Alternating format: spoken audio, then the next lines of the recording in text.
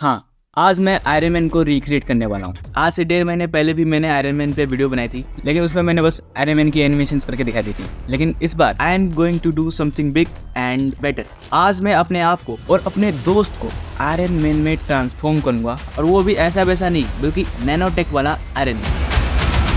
सबसे पहले मैं अपने दोस्त को शूट करूंगा और फिर ब्लेंडर में जाके आयरन मैन का नैनोटेक इफेक्ट क्रिएट करूंगा, जो कि मैंने इस वीडियो से सीखा है। आप भी वहां से सीख सकते हैं। फिर कैमरे में वो वीडियो लाके आयरन मैन के मॉडल को हमारे हीरो की बॉडी के साथ अलाइन करेंगे। आप देख सकते हैं कि आयरन मैन इतना हट्टा कट्टा दिख रहा है और हमारा हीरो 1.5 पसली लगे। तो मैं आयरन मैन को रिग करूंगा और पोज मोड में बोन्स की मदद से उसको भी 1.5 पसली बना दूंगा। फिर एक अच्छा सा HDRI लगाऊंगा जिसमें सेम डायरेक्शन से लाइट आ रही हो जिस डायरेक्शन से हमारे हीरो पे लाइट पड़ रही है, और ऐसा लगना चाहिए कि जो आयरन मैन का सूट है वो रियल में वहाँ पे था जहाँ पे मेरा दोस्त खड़ा है। फिर क्या, इसकी एनिमेशंस रेंडर आउट कर लेंगे बिना बैकग्राउंड के, और फिर किसी भी कंपोजिटिंग सॉफ्टवेयर में इसको कंपोज कर देंगे। लेकिन अभी खत्म नहीं हुआ है, अभी हमें हाथ और पैर का क्लोजअप शूटअप सीन रिक्रिएट कर। तो इसके लिए हमने हाथ और पैर का क्लोजअप शॉट नहीं लिया है, क्योंकि हम वही करने वाले हैं जो मार्वल ने अपनी मूवी में किया था। हम हीरो के 3D मॉडल के ऊपर आयरन मैन का शूटअप करवाएंगे, मतलब वो सीन पूरा CGI होगा। ठीक है,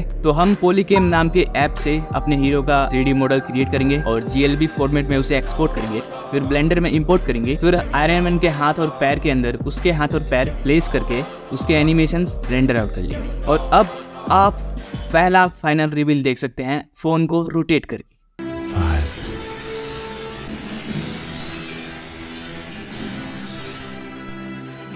हाँ, मुझे पता है मैंने इसमें एक गलती की है। मुझे एक बॉडी मैस आयरन मैन के मॉडल के अंदर रखना चाहिए था और उसका शैडो पोचर ऑन करके रेंडर करना चाहिए था। इससे कॉन्टेक्ट शैडो अच्छा आता और BFX थोड़ा और रियल लगता। कोई बात नहीं, हम अभी अपने आप को आयरन मैन में ट्रांसफॉर्म करेंगे तो कर लेंगे। तो मेरे वाले शॉट में स्टोरी उतनी नहीं है, स्टोरी थोड़ी बड़ी है। मैं सिर्फ खड़ा नहीं रहूँगा, मैं बैठ के उठूँगा, आर्क रिएक्टर पे क्लिक करूँगा, आयरन मैन बनकर आसमान में जाऊँगा और एलियंस की स्पेसशिप पे अटैक करूँगा। ठीक है, तो शूट करके मैं वही करूंगा जो पिछली बार किया था। ब्लेंडर में जाके आयरन मैन को अपनी बॉडी के साथ अलाइन किया और साथ में उसके अंदर अपनी बॉडी के जैसा एक बॉडी मैश डाल दिया और उसकी प्रॉपर्टीज में जाके शैडो कैचर ऑन कर दिया। शूटअप होने के बाद मैंने आयरन मैन को और स्पेसशिप को एनिमेट किया, और अब आप फाइनल रिवील देख सकते हैं फोन को रोटेट कर।